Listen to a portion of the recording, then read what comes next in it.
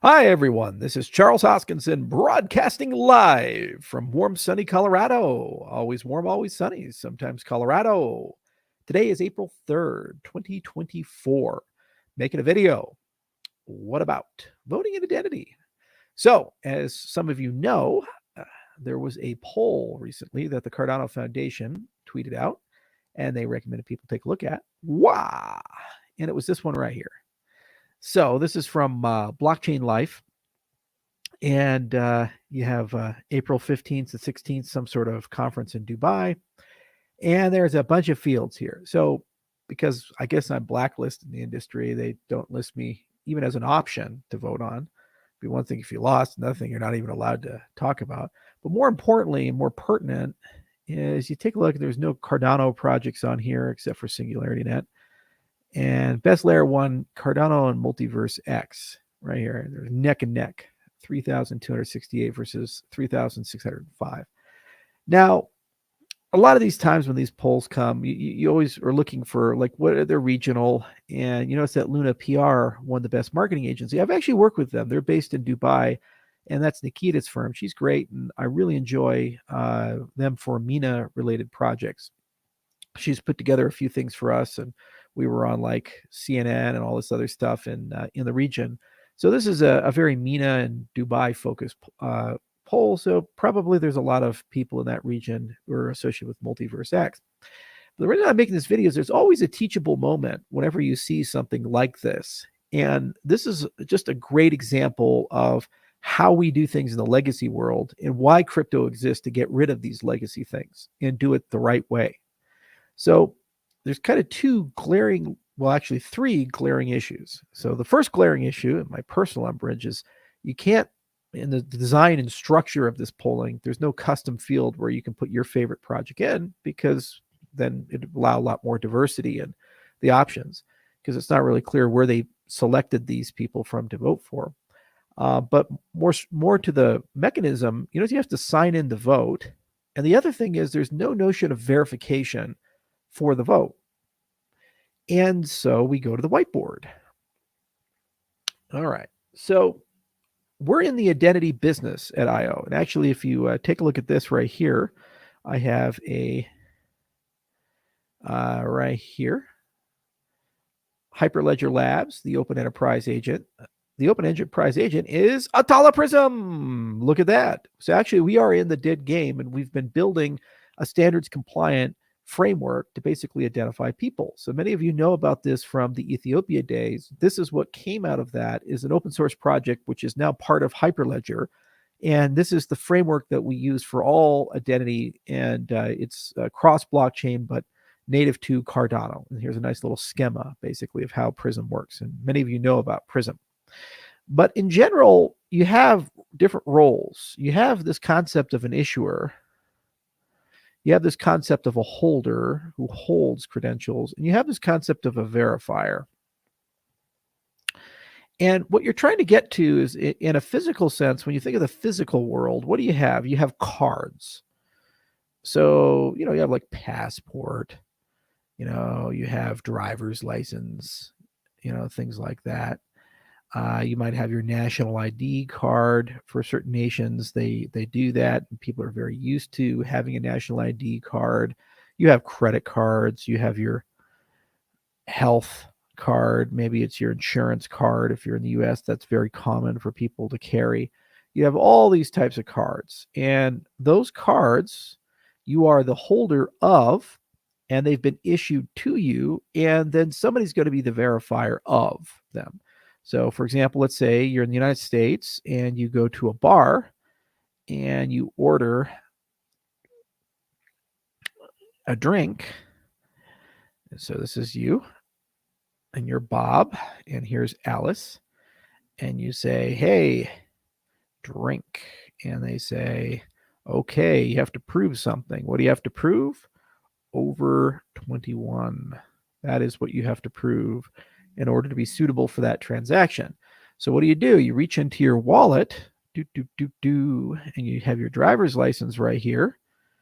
And when you have that driver's license, you show it to Alice, and Alice thinks about it for a little bit, and says, oh, that's a legitimate license. I have verified it. So Alice is the verifier role. You are the holder, and the issuer would be the state that issued that driver's license. And Alice knows that's a credible institution, so the attestations that are being made about that credential are fine. You could also use a passport, a military ID, a national ID card, state ID card, these types of things depending upon context. All right, well, we'd like to move to a world of a digital wallet where your digital ID wallet basically has all these representations. And what's nice about that is that they can be as many as you want. So you have ID 1, ID 2, and they can also be custom built for different contexts. And you can have all kinds of new properties with that custom ID. So let's go back through here. Once we move to this model, and we typically represent these as you have a DID and a DID doc, and that is assigned or owns verifiable credentials. And what you can do is you can kind of build your identity domain bespoke to the type of verifiers that you deal with. And you can get universality and portability here, and there's infinite scalability with these types of solutions. So when you look at things like Atala, what this is really talking about is it's a framework to sort out how the issuance, the holding, and the verification of these credentials work. And when we move from the physical to the digital world, we gain a bunch of new properties that are really, really amazing. For example, you can have different views based on context. Okay. So you can have kind of like a work view, and then you can have a personal view, and you can have different DIDs associated with those. So maybe this is your personal DID, this is your work DID, and it has a different notion of digital cards inside of it. So for different purposes, okay? And different permissioning policies about where and when you can use those. For maybe, for example, when you have a holder and they're trying to use something, like in the military, it's very common to have something called a CAC card, a common access card. Maybe there, this is a multi-sig thing. So to use it, you also need to have it dual signed by not just you, but it's also signed by a third-party agency, and they're then aware that you're using that particular credential. Whereas your personal view, your driver's license would be here, a digital version of it, and you can sign that, use that with this Alice-Bob relationship. It doesn't cause any problem. We're trying to move to this particular world because it gives you a heck of a lot more privacy. It gives you a heck of a lot more customization. And also, it gives you a heck of a lot more assurance. So when you look at this guy right here, when we take a look at this website, this poll that they have, first off, do you really want to create an account just to participate in a poll with these guys? Not really. Well, they want to create an account because it's part of, we would believe, some of the suitability guidelines for voting. And also, they probably want some data so they can understand who's interfacing, interacting with their. This is a good trap to get lots of data for that particular conference, for a leads list. Okay, makes sense. Well, really, this is the conference. And this is you. You came in from Twitter. And they have some sort of suitability threshold. And what you'd like to do is have that be the prove it. And there's also a request for some form of personally identifiable information. They want your demographic information, and they can send that over as well. Now, if you have a digital wallet with those verifiable credentials, what that digital wallet is going to do, that's been issued to you by various different issuers, that you can open that up, and then you can provide a series of proofs from that wallet, and you can provide whatever PII they're requesting, but you know exactly what they're getting in the contract of use, the fair use of it in a transparent way, and they get all of that. And if you cross that suitability threshold, congratulations, you are suitable to participate. Then you go on and you say, okay, I'm suitable to participate, and now you can vote. And then you have results. But here's the thing. What makes this very interesting is that these proofs, ordinarily, when you are in the physical sense with a physical ID and Bob is proving something to Alice, the only person you've really proved it to is Alice because she's the only verifier. Well, when you do it in a digital sense, those proofs can actually be globalized. So they can become globally transparent. Meaning that whenever we see something like this, when somebody requests something and they say, hey, prove it, you can generate all these different proofs, and everybody in the world could potentially see those proofs that have been generated, which then allows you to verify all participation. Why would you want to do this? Well, if you're publicly broadcasting this, the first concern people would have would be bots and shills. People paid or connected to that project, and fake people. So it's not legitimate if these two are present for any notion of voting. It's just not. It is legit if you can verify that everybody who participated in the voting meets some sort of reasonable suitability thresholds. You're a human being, and we have to create some definition of a fair vote. And that's, of course, contextual to each event. And it's open for debate what fair means. And everybody has kind of a different notion of that. You can be quite restrictive, which most people would agree with, but you'll get very low participation. You could be less restrictive, and then you certainly lose some people. And although you get more voices, some people will say they're not quite legitimate inside the system. But what's cool is when you build a digital wallet system, with DIDs, and you have a credential schema associated with that, according to all these standards that we have, you can automate and scale this so that you can basically make everything one click or 2 clicks.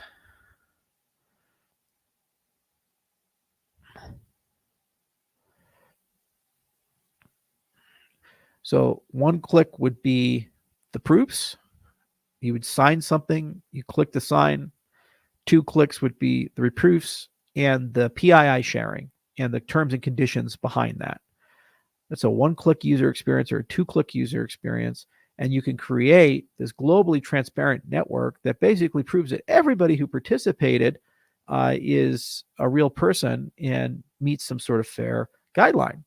And of course, you have your voting results, and suddenly it's fair. Wow, that's pretty cool. Now, why do I mention privacy? Well, I mention privacy because part of proving is about the granularity of these physical cards versus digital cards.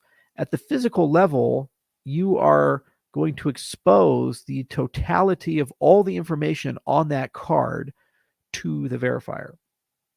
On the digital level, you could go at the attribute level, and you can expose one particular attribute. And we typically look at this from something called Anoncreds, which is another Hyperledger project. And there, what you could do is you can prove one thing, but not show them anything else. So what does Alice really need to know in this transaction? Is she asking where you live? No. Is Alice asking for your exact age? No. Is Alice asking whether you're an organ donor or not? No. Is she asking what your name is? No. Alice is only asking for a Boolean. Are you at or over the age of 21? Yes or no.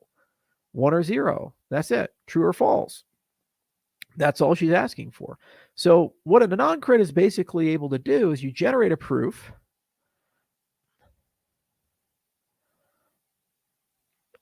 of attribute, trusting the issuer's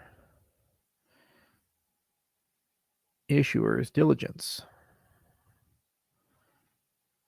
That's what it's really asking for at the core of it. So it's really interesting.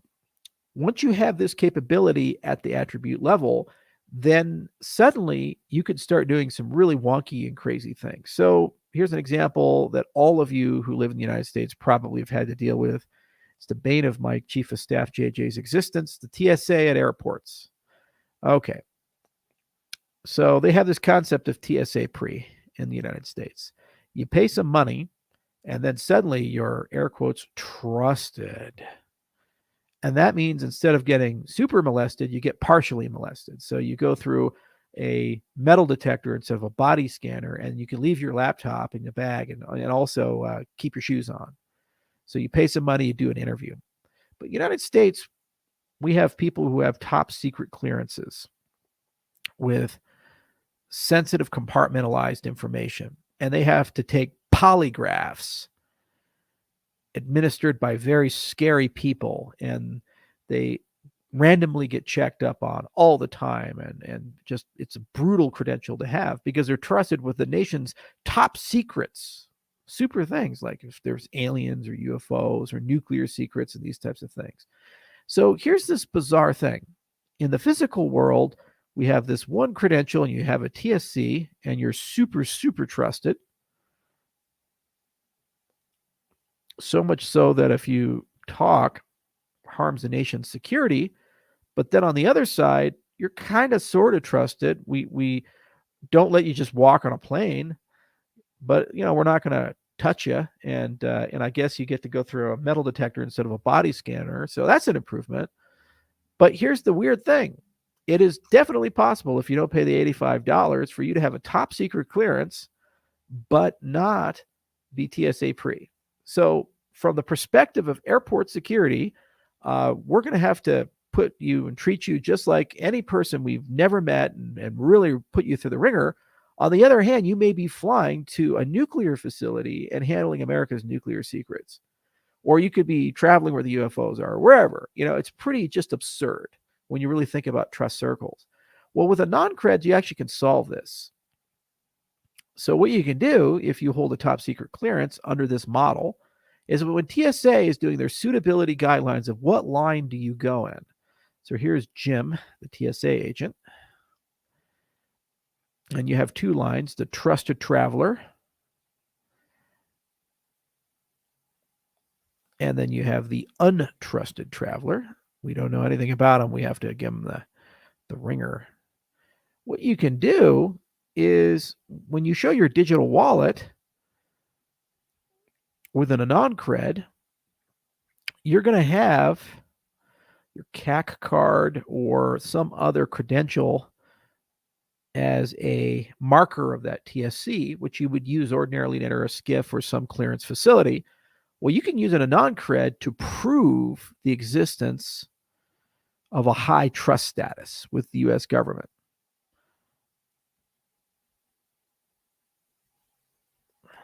But Jim will actually not know the nature of that high trust. So Jim would actually not know that you're got a top secret clearance. Jim doesn't know anything about it. He just knows that this particular digital wallet is in a high trust and therefore is a trusted traveler. Don't need to be TSA pre. So TSA pre would be a digital card. Your CAC card would be a digital card. Other credentials associated with high clearances would be there. Maybe you're a U.S. senator. Maybe you're a governor. Maybe you're a position of authority and privilege. Maybe you're a police officer. These types of things. But you don't want Jim to know that you know all the nuclear secrets of the nation. You don't want Jim to know what you do for work, all these things. All Jim's trying to answer is, what line do I put you in? Do I put you in the slightly molesty line or the really molesty line? Which line do we go into? That's all Jim wants to know. And so that's the power of this paradigm. The same framework that solves this poll and allows us to start designing far more credible systems where we can definitively say that there's no bots or shills and it's a fair vote can be reused again to solve this very real problem that every single person runs into of How do I sort people into different categories without revealing to the verifier very sensitive things? It's the same with medical credentials. It's the same with academic credentials. It's the same for whistleblowing. So I just had a meeting actually with a big technology company. I won't tell you which one, but that company, one of the employees there who was talking to me, he's like, "Yeah, it's really bad here," and I'll call him Smith, Mr. Smith, and he's like, "We can't speak our mind." And I say, "Why can't you speak your mind, Mr. Smith?" He says, "Well, we can't speak our mind because we're afraid. If we talk up, this big technology company will fire us. They'll have retribution." Well, the very same technology that you have here, you can issue a digital card to your employee and say, "Okay, you're employee of company X." And then what you can do is have an anonymous voting system. You can prove that you are a member of that company, just like the vote up here. You can prove you're a cryptocurrency holder, whatever the suitability guideline is, and then you can express your opinion, but you can express it anonymously.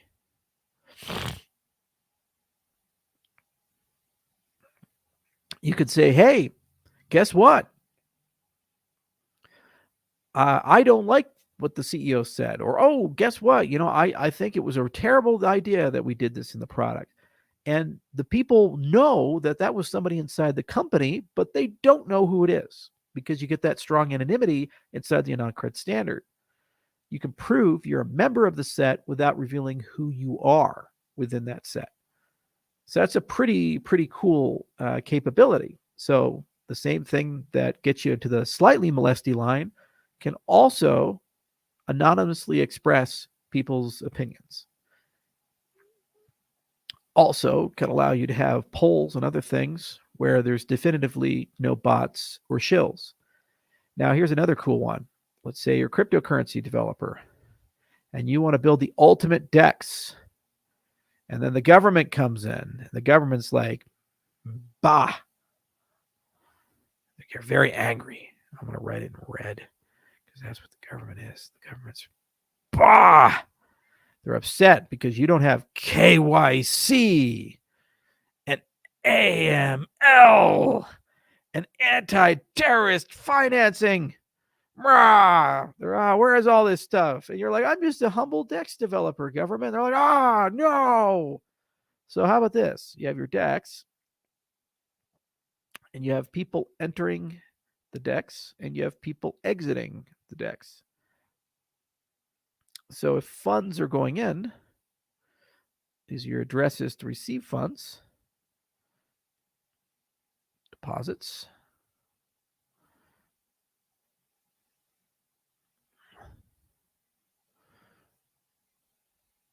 and this is withdrawals.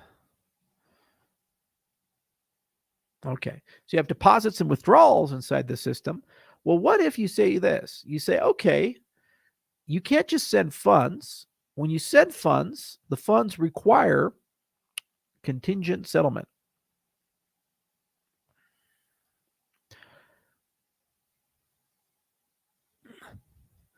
And basically, you have to have a signature of the money. So obviously, it has to be a real signature, real money. And then also, you have to have a signed a non-creds for suitability. In this case, a non-creds associated with KYC AML standards that are set. So settlement of the transaction is compliance. And it's the same for withdrawal. When you go to withdraw, it's multi-sig, and basically you have to meet all these suitability guidelines and you withdraw. Now, what's really cool is that you can algorithmically define this entire scheme, and you can actually even have a set of whitelisted verifiers in it. And basically, they can be the contingency for settlement. So as long as they check The DApp can verify. The DApp acts as the verifier. If that settles, there exists some sort of KYC AML file. It's over here. It's not stored on the blockchain, or it's not inside the DApp, and the entire process is automated. And maybe every time the verifier participates, they get a little bit of money. They get a little bit of the transaction fee. So more people use this, it's built into the cost of settlement for the system. So from the user's perspective, it's a transaction fee. From the user's perspective, they have a digital wallet, a digital ID wallet, and then they have their crypto wallet. And then basically they just click the button to sign, just like they would click the button to sign up here. That one click or two clicks, they click all that stuff. The money gets deposited in. They do all their trading. And when they go to withdraw, the same thing happens. Transaction fee, click, click, 2 clicks. So from their perspective, it's exactly the same, very similar to interacting with a legacy DEX. But now all of a sudden, the government is happy. Yay, happy government. Whoa. The other cool thing is that your whitelist doesn't have to be jurisdiction dependent. You could have a USA, you could have a Russia, you could have an Iran, you could do all that stuff, all the way down. And basically, when you're doing your matching engine, you can have suitability guidelines for who can match with who. So you can guarantee that only US people match with non-OFAC sanctioned people, and then you can have all your other users do this type of thing in one piece of infrastructure. So all the transactions that touch US users and money are in full compliance with the United States, and then other transactions are in full compliance with their relevant jurisdictions. In a multipolar world, this is increasingly relevant. So you can have actual segregation of the order book according to jurisdictional considerations, suitability considerations. But just like this use case right here, where Jim doesn't know which line, that you're TSC super secret agent guy, he just knows which line to put you in. The DApp is Jim in this case. It's basically digital Jim. Won't molest your money, but what Jim will do is Jim knows what bucket to put you in. The pro-US bucket, the anti-US bucket, whatever.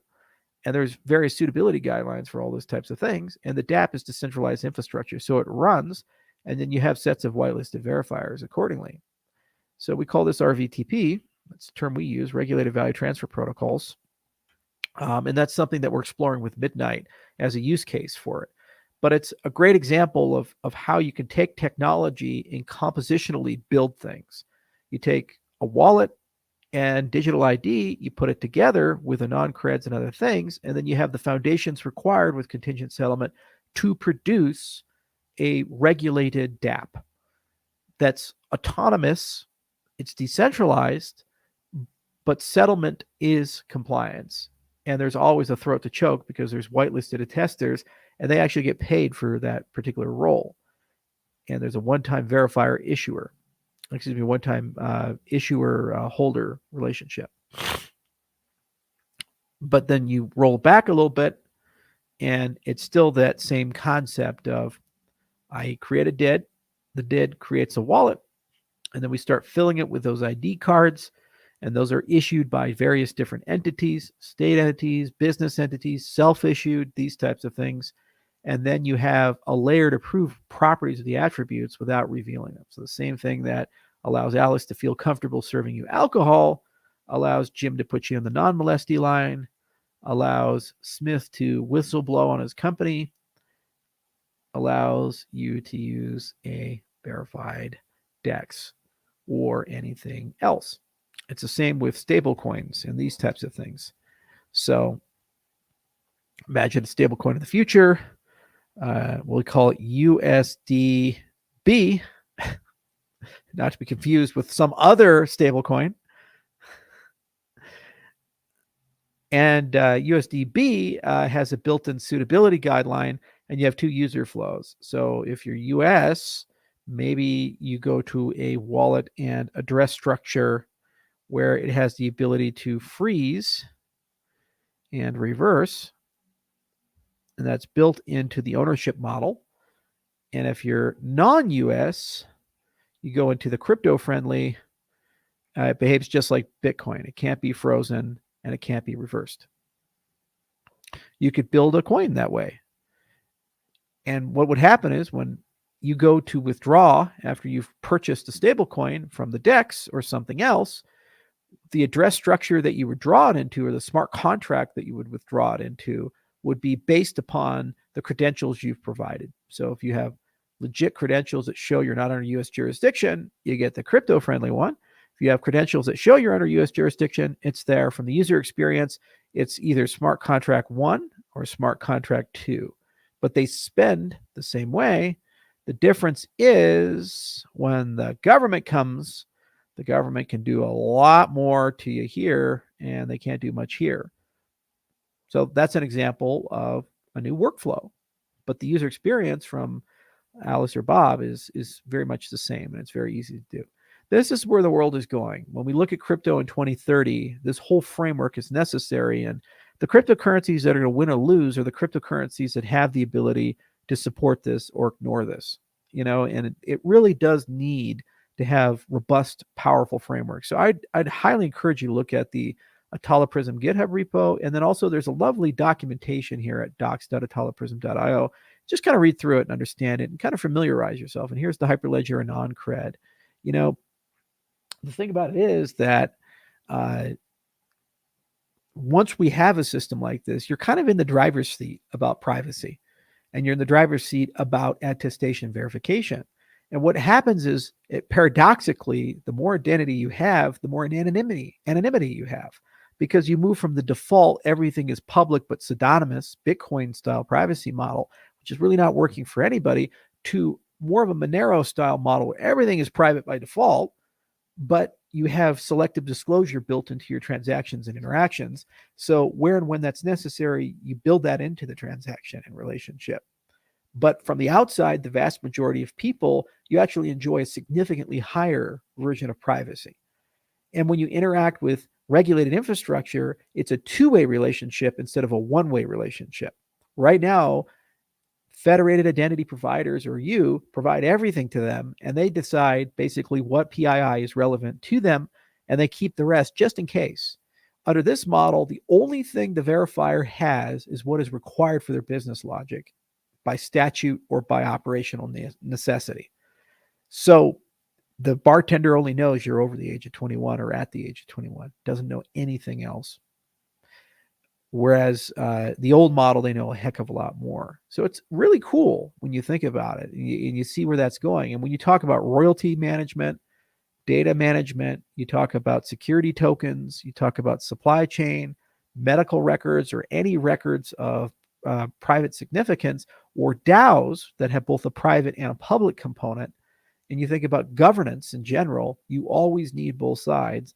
And there are building blocks to the system. One half of the building block is the DID framework and all the standards that are emerging, which is a vibrant, beautiful, rich industry. And there's tons of things happening. And there's a revolution in identity and verifiable credentials that are happening today. The other side of the argument is computational privacy, private smart contracts. And there's a lot of projects that are chasing that. Midnight is one. If you go to midnight.network, you can see it. But there are others like Espresso and various others in Ethereum land that are touching it in various different ways. And they have various different opinions on the best approach for this. The marriage of these two things will enable all the use cases that I just wrote down on the whiteboard. And what's cool about it is there's economy of scale. So once these frameworks are in place, the de facto way that an entity like Blockchain Life is going to run their polls is just through those frameworks. Not because they want to be super ninja security people, but because it's significantly easier to do it that way. And there's going to be a boatload of turnkey solutions that just so happen to be high participation. The very fact that you have to sign in to vote massively reduced the level of participation. If you could just click a button, sign a transaction, and you know what's been shared and you're comfortable with that, they probably would have had a 10 or 100x of participation. And if it was designed correctly, and there would be templates and libraries and these things to get rid of bots and have fair voting and these things, they could have just pulled libraries in 2 hours, created everything that they wanted, and then everybody looking at it would say, that's a fair election because it conforms with standard XYZ. And we've all agreed that that's a fair election. There's an economy of scale and a smart cow effect that exists there. And so I really enjoy the fact that's the world we're moving towards, because at the end of the day, when we get asked again and again, what is blockchain about? It's about trust amongst those who don't trust each other, and it's about restoring integrity to actions and institutions at the end of the rainbow. That is why our industry is worth trillions of dollars. No one can point to an institution right now that is ubiquitously and universally trusted. No one can. Because right now in society, things are falling apart, and institutions, by and large, by and whole, are every day losing legitimacy and integrity. Blockchain is an example of how to add capabilities and processes and technology to restore that trust, because it goes from don't be evil to can't be evil by design. It's just like nuclear reactors. If you look at the generations of nuclear reactors, the early generations, people think 3 Mile Island, Fukushima, Chernobyl, these types of things. They say it works until it doesn't, and when it doesn't, it's scary and devastating, and people die from invisible energy. It's pretty terrifying if you think about it. Can't see it, can't taste it, can't touch it, but it just kills you. Your skin falls off. It's horrible. Well, the fourth generation nuclear reactors, they go from shouldn't fail to can't fail. Why? Because they designed them in a way where physics get in the way of them melting down. They shut themselves off by a physical process. Suddenly, if we have that, it just doesn't fail anymore, or the consequences of a failure are significantly reduced. Well, that's the point of blockchain. There's no perfect system, but when I say can't be evil, it's the design of the system intrinsically invites scrutiny, transparency, good governance, and high integrity. So the very fact it's applied, you get a strong guarantee, no matter who is doing it, that you're treated fairly. Didn't know about these blockchain life guys until the foundation pushed the poll. Okay, great. I don't know if I would trust them with my personal data because I don't know anything about them, and I don't know anything about their event. I'm sure they're fine people. The problem is life is short, world is big. And if we live in a world where you have to know them to trust them, our ability to do business is constrained only by people's familiarity and intention. And you do not want to be on the receiving end of that as a business professional, because you're competing with TikTok and YouTube. And God, those are a lot more dopamine hacked. So unfortunately, that translates to lost economic activity and lost opportunity to engage. If you don't have to trust the person to interact with them, and you know it's a fair interaction, you don't care where they're from. You don't care to due diligence. You just click the button because you think it's cool and interesting. And you know that the framework will protect the big ticket items. Make sure you don't get hacked. It's a very powerful way of looking at the future of business. And what that means is these people we haven't heard about, suddenly you get to hear about them and they get a little sliver of your attention, which maybe, just maybe, translates to another 2,000 ticket sales. Maybe, just maybe, it translates to them being more competitive against Token 2049 or whatever, and allows them to build up the event. That's the magic of it. And that's why we do what we do, because it makes the world a lot more fair. We no longer judge people on the trust circle, the geography, the familiarity, and the brand. That's an incumbency advantage that preserves and protects monopolies and old jurisdictions. We judge people on the merit of what they're presenting to you right there and then. And you are in the driver's seat of how to trust, when to trust, and what to verify, and what not. And also, you own your own data and you own your identity. It's pretty cool. So there's a lot more to say on it. Huge topic. Didn't talk about trusted enclaves and secure erasure and all kinds of things that really supercharge this model. Didn't talk about homomorphic encryption. Didn't talk about any of these like second, third order things that can be layered and added on. But what you should notice here is this concept of modularity and layering, where people basically build buckets. They solve certain problems. They're all interoperable with each other, and you can layer them on top of each other as you build up the food chain. A little bit of time, I'm going to make a video, show you guys how to securely interact with the internet using three things: Bitwarden, a YubiKey, and this guy right here. This is actually a secure hard drive. It's a flash drive that actually auto encrypts everything with AES-256. this can be your root of trust. Super powerful regime. 95% of your hacks go away. You start using encrypted email, and you can really secure your wallet, all this other stuff. So I'll make a whole video on it. And you can substitute the YubiKey for a Nitro key if you like open source. YubiKey is kind of the industry standard, but it's closed source. Kind of a fair compromise because government's using FIPS compliant. And this is actually the FIPS YubiKey, so it's a little bit more expensive. And it's, for your curious, FIPS 140-2 validated. So that's an independent agency for these things.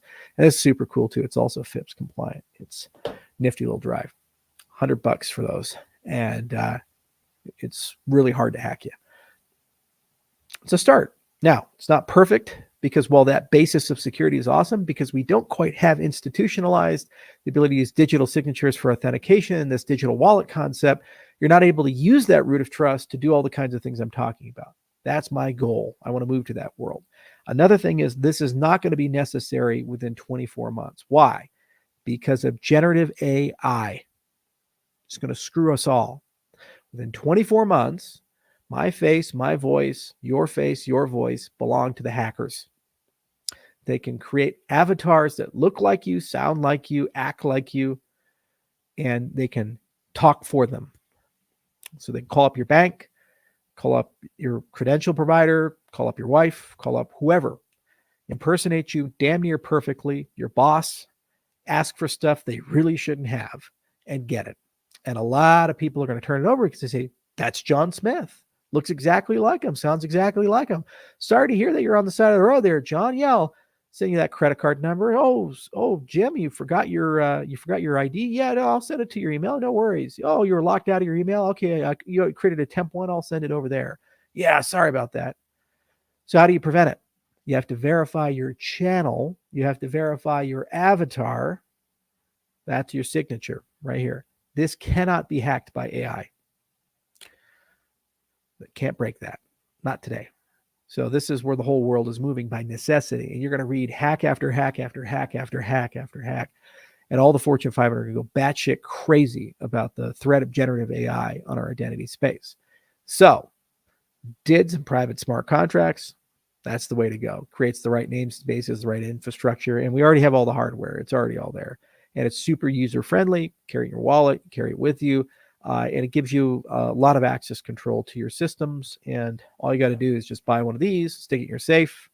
For the most part, your digital life is backed up. And you can PGP encrypt the rest, store it in your email. Easy peasy, lemon breezy. So I'll talk about all of that in an upcoming video on these things. A little bit of terminal and command line work, but it's not too scary. And I'll show you guys a lot of cool stuff. So anyway, thank you so much for listening. Every time we see a little fight, a little spat on Twitter, it is an opportunity for a teachable moment. That's the point of our field. That's the point of our industry. To make your life better and more secure, give you back your privacy, give you back your identity, give you back your assets, and give you back your consent. You should be in charge of your life, not anyone else. Cheers.